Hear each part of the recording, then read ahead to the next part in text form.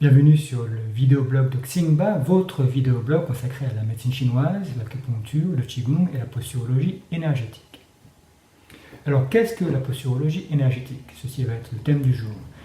A priori, l'objectif de la posturologie, c'est d'apprendre à se tenir droit, la tête en haut, les pieds en bas, le tronc ouvert.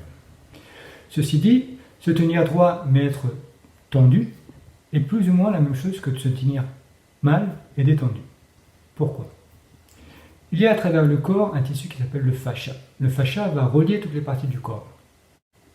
C'est sur ce fascia, par exemple, que les ostéopathes vont travailler lorsqu'ils travaillent à la base du crâne ou au niveau du sacrum. Il est étonnant que travailler sur la base du crâne peut permettre de dénouer des tensions qu'on peut avoir au niveau du sacrum, au niveau du genou et même au niveau des pieds. Et pourtant, c'est ce qui se passe. La même chose avec l'acupuncture, en quelque sorte. D'ailleurs, de nombreux chercheurs font en ce moment différentes recherches pour prouver l'efficacité de l'acupuncture à travers l'outil du fascia. Ce qu'ils essaient de démontrer, c'est que lorsque l'acupuncteur plante l'aiguille et tourne l'aiguille, comme il doit le faire, ce mouvement de tourner l'aiguille va enrouler le fascia autour de l'aiguille et donc créer un phénomène de traction. Et cette traction va avoir un effet à travers le reste du corps. C'est également pour cela, pour la même raison, que travailler au niveau de l'épaule peut avoir un effet sur le genou ou sur le sacrum ou sur le pied, ce qui est assez magique. Alors ce qui est encore plus important, c'est que cela peut être vécu. Vous pouvez le vivre lorsque vous apprenez à vous tenir droit de la manière juste. La manière juste, ça veut dire quoi? C'est-à-dire l'équilibre entre tension et relaxation.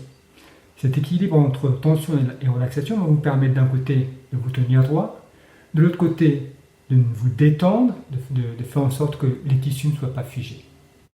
Alors cette zone entre tension et relaxation, c'est ce qui va permettre au fascia de rester healthy, de rester sain. Parce que sa nature, c'est d'être souple, de permettre les communications entre les différentes parties du corps.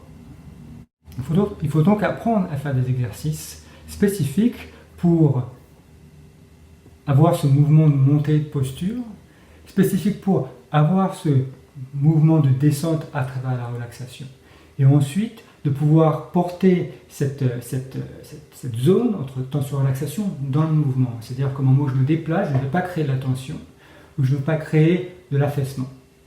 Et la posturologie énergétique, c'est bien ça, c'est d'apprendre à avoir ce mouvement de montée, ce mouvement de descente, cette capacité à porter cet équilibre lors du mouvement.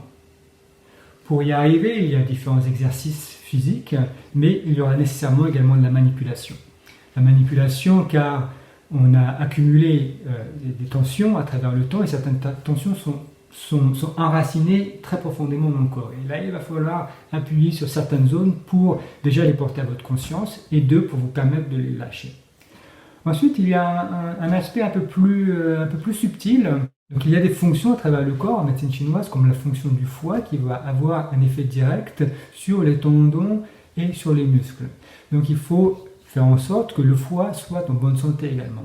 Et pour cela, c'est là que l'acupuncture est intéressante, ou d'ailleurs d'autres formes de médecine chinoise, comme l'herboristerie, de manière à permettre au foie d'être à son potentiel maximum, bon, ça va être difficile, mais en tout cas, à un bon potentiel pour nourrir vos tissus de manière à ce qu'ils restent souples eux-mêmes. Donc, la posturologie énergétique pour Xingba, c'est cet ensemble: exercice, thérapie manuelle, acupuncture.